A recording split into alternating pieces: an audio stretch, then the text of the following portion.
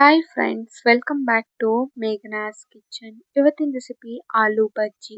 ರುಚಿಯಾಗಿ ಗರಿಗರಿಯಾಗಿ ಯಾವ ರೀತಿ ಆಲೂ ಬಜ್ಜಿ ಮಾಡೋದು ಅಂತ ನಾನು ನಿಮ್ಮ ಜೊತೆ ಶೇರ್ ಮಾಡ್ತಾ ಇದ್ದೀನಿ. ಮಳೆಗಾಲದಲ್ಲಿ ಟೀ ಜೊತೆಗೆ ಸೂಪರ್ ಆಗಿ ಇರುತ್ತೆ. ಈವ್ನಿಂಗ್ ಟೈಮ್ ಸ್ನ್ಯಾಕ್ಸ್ಗೂ ಕೂಡ ಮಕ್ಕಳು ಕೂಡ ತುಂಬ ಖುಷಿಪಟ್ಟು ತಿಂತಾರೆ.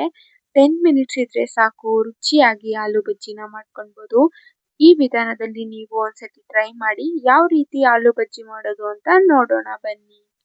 ಇವಾಗ ನಾವು ಆಲೂ ಬಜ್ಜಿ ಮಾಡ್ಕೊಳ್ಳೋದಕ್ಕೆ ಒಂದು ಬೌಲ್ನ ತಗೊಂಡಿದ್ದೀನಿ. ಬೌಲ್ಗೆ ನಾನಿಲ್ಲಿ 1 ಕಪ್ ಆಗುವಷ್ಟು ಕಡಲೆ ಹಿಟ್ಟನ್ನು ಹಾಕೊತಾ ಇದ್ದೀನಿ. ಹಾಗೆ 4 ಸ್ಪೂನಷ್ಟು ಅಕ್ಕಿ ಹಿಟ್ಟನ್ನು ಹಾಕೊತಾ ಇದ್ದೀನಿ. ಹಾಗೆ 1 ಸ್ಪೂನಷ್ಟು ಖಾರದ ಪುಡಿನ ಹಾಕೊತಾ ಇದ್ದೀನಿ. ಖಾರ ಎಷ್ಟು ಬೇಕು ನೋಡ್ಕೊಂಡ್ಬಿಟ್ಟು ಹಾಕೊಳ್ಳಿ. ಹಾಗೆ ಖಾರದ ಪುಡಿನ ಹಾಕೊಂಡಾದ್ಮೇಲೆ ಚೆನ್ನಾಗಿ ಮಿಕ್ಸ್ ಮಾಡ್ಕೊಳ್ಬೇಕಾಗತ್ತೆ. ಅಕ್ಕಿ ಹಿಟ್ಟು, ಉಪ್ಪು, ಖಾರದ ಪುಡಿ ಎಲ್ಲ. ಹಾಗೆ ಅರ್ಧ ಸ್ಪೂನಷ್ಟು ಸೋಡಾನ ಹಾಕೊತಾ ಇದ್ದೀನಿ. ಸೋಡಾ ಹಾಕೊಂಡು ನೀರನ್ನ ಹಾಕೊಂಡು ಚೆನ್ನಾಗಿ ಕಲಿಸ್ಕೊಳ್ಬೇಕಾಗತ್ತೆ. ಯಾವುದೇ ರೀತಿ ಗಂಟಿಲ್ದಂಗೆನೆ ಕಲಿಸ್ಕೊಳ್ಬೇಕಾಗತ್ತೆ. ಗಂಟಿರಬಾರ್ದು, ಆ ರೀತಿ ಸ್ವಲ್ಪ ಮೀಡಿಯಂ ತೆಳು ಕನ್ಸಿಸ್ಟೆನ್ಸಿಯಲ್ಲಿ ಕಲಿಸ್ಕೊಳ್ಬೇಕಾಗತ್ತೆ. ನಾವು ನಾರ್ಮಲ್ ಬೋಂಡಾ ಬಜ್ಜಿ ಎಲ್ಲ ಮಾಡ್ಕೊತೀವಲ್ಲ, ಆ ಕನ್ಸಿಸ್ಟೆನ್ಸಿ ಇದ್ರೆ ಸಾಕು. ತುಂಬ ತೆಳುವಾಗಿ ಕಲಿಸ್ಕೊಳೋದಕ್ಕೆ ಹೋಗ್ಬಿಡಿ. ಸ್ವಲ್ಪ ಸ್ವಲ್ಪನೇ ನೀರು ಹಾಕೊಂಡು ಆ ಬಜ್ಜಿ ಕನ್ಸಿಸ್ಟೆನ್ಸಿ ಬರೋ ತನಕ ಕಲಿಸ್ಕೊಳ್ಳಿ. ನೋಡ್ಬೋದು, ನಾನಿಲ್ಲಿ ಈ ರೀತಿ ಗಂಟಿಲ್ದಂಗೆನೆ ಕಲಿಸ್ಕೊತಾ ಇದ್ದೀನಿ. ಈ ರೀತಿ ಆದರೆ ಸಾಕು.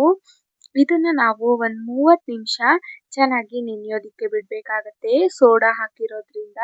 ನೋಡ್ಬೋದು, ಈ ರೀತಿ ಕನ್ಸಿಸ್ಟೆನ್ಸಿ ಇದ್ರೆ ಸಾಕು.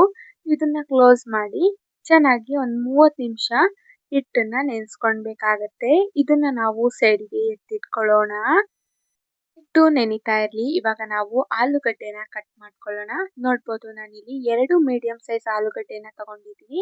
ಈ ರೀತಿ ತೆಳುವಾಗಿ ಕಟ್ ಮಾಡ್ಕೊಂಡು ಬಂದಿದ್ದೀನಿ.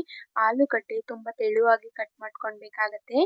ಈ ರೀತಿ ತೆಳುವಾಗಿ ಕಟ್ ಮಾಡ್ಕೊಳ್ಳೋದ್ರಿಂದ ಎಣ್ಣೆಯಲ್ಲಿ ನಾವು ಆಲೂ ಬಜ್ಜಿನ ಹಾಕಿದಾಗ ಬೇಗ ಬೇಯುತ್ತೆ. ಹಾಗಾಗಿ ತೆಳುವಾಗಿ ಕಟ್ ಮಾಡ್ಕೊಳ್ಬೇಕಾಗತ್ತೆ. ಈ ರೀತಿ ಎಲ್ಲದನ್ನು ಕಟ್ ಮಾಡ್ಕೊಂಡು ಇಟ್ಕೊಂಡಿದ್ದೀನಿ. ನೋಡ್ಬೋದು, ಇದನ್ನ ನಾವು ಇವಾಗ ಸೈಡಿಗೆ ಎತ್ತಿಟ್ಕೊಳ್ಳೋಣ. ನಾವೇನು ಹಿಟ್ಟನ್ನ ನೆನೆಯೋದಕ್ಕೆ ಬಿಟ್ಟಿದ್ವೋ, ನೋಡ್ಬೋದು, ಈ ರೀತಿ ಹಿಟ್ಟು ನೆಂದಿದೆ. ಈ ರೀತಿ ಆಲೂಗಡ್ಡೆನ ಅದರಲ್ಲಿ ಫುಲ್ಲು ಡಿಪ್ ಮಾಡ್ಕೊಂಡ್ಬಿಟ್ಟು ಎಣ್ಣೆಯಲ್ಲಿ ಹಾಕೊಳ್ಬೇಕಾಗತ್ತೆ. ನೋಡ್ಬೋದು, ನಾನಿಲ್ಲಿ ಎಣ್ಣೆ ಚೆನ್ನಾಗಿ ಕಾಯೋದಕ್ಕೆ ಬಿಟ್ಟಿದ್ದೆ. ಎಣ್ಣೆ ಚೆನ್ನಾಗಿ ಕಾದ್ಮೇಲೆ ಈ ರೀತಿ ಒಂದೊಂದಾಗಿನೇ ಆಲೂ ಬಜ್ಜಿನ ಹಾಕೊಂಡು ಚೆನ್ನಾಗಿ 2 ಸೈಡು ಗೋಲ್ಡನ್ ಬ್ರೌನ್ ಬರೋ ತನಕ ಬೇಯಿಸ್ಕೊಳ್ಬೇಕಾಗತ್ತೆ. ಒಂದು 10 to 20 ಮಿನಿಟ್ಸು ಚೆನ್ನಾಗಿ ಬೇಯಿಸ್ಕೊಳ್ಬೇಕು. ಆಲೂ ಕೂಡ ಬೇಯಬೇಕು. ನೋಡ್ಬೋದು, ನಾನಿಲ್ಲಿ ಈ ರೀತಿ ಚೆನ್ನಾಗಿ ಬೇಯಿಸ್ಕೊತಾ ಇದ್ದೀನಿ. ಅಲ್ಲೂ ಸ್ವಲ್ಪ ಬೇಯೋದಕ್ಕೆ ಟೈಮ್ ಹಿಡಿಯುತ್ತೆ. ಹಾಗಾಗಿ 2 ಸೈಡು ಗೋಲ್ಡನ್ ಬ್ರೌನ್ ಆಗೋ ತನಕ ಚೆನ್ನಾಗಿ ಬೇಯಿಸ್ಕೊಳ್ಬೇಕಾಗತ್ತೆ. ನೋಡ್ಬೋದು, ಎಷ್ಟು ಸೂಪರ್ ಆಗಿ ಕ್ರಿಸ್ಪಿಯಾಗಿ ಆಲೂ ಬಜ್ಜಿ ರೆಡಿ ಆಗಿದೆ ಅಂತ. ಈ ರೀತಿ ಆದರೆ ಸಾಕು. ಇದನ್ನು ನಾವು ಸೈಡಿಗೆ ಎತ್ತಿಟ್ಕೊಳ್ಳೋಣ.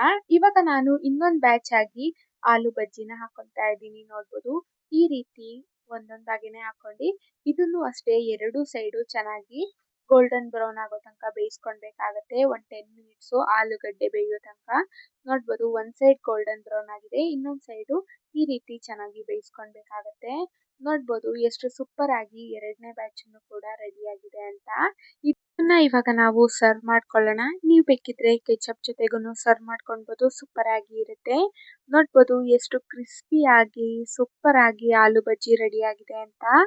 ನೀವೇ ನೋಡ್ಬೋದು, ಮಳೆಗಾಲದಲ್ಲಿ ಟೀ ಜೊತೆಗೆ ಈವ್ನಿಂಗ್ ಸ್ನ್ಯಾಕ್ಸ್ಗೆ ಸೂಪರ್ ಆಗಿ ಇರುತ್ತೆ. ಮಕ್ಕಳು ಕೂಡ ತುಂಬ ಖುಷಿಪಟ್ಟು ತಿಂತಾರೆ ಈ ರೀತಿ ಸ್ನ್ಯಾಕ್ಸ್ ಮಾಡಿಕೊಟ್ರೆ.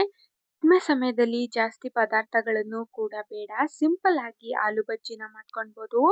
ಅಷ್ಟೇ ರುಚಿಯಾಗಿ ಕೂಡ ಇರುತ್ತೆ. ಈ ರೆಸಿಪಿನ ನೀವು ಒಂದ್ಸತಿ ಟ್ರೈ ಮಾಡಿ. ಇಷ್ಟೇ ಕ್ರಿಸ್ಪಿಯಾಗಿ ರುಚಿಯಾಗಿ ಆಲೂ ಬಜ್ಜಿನ ಮಾಡ್ಕೊಳ್ಬೋದು.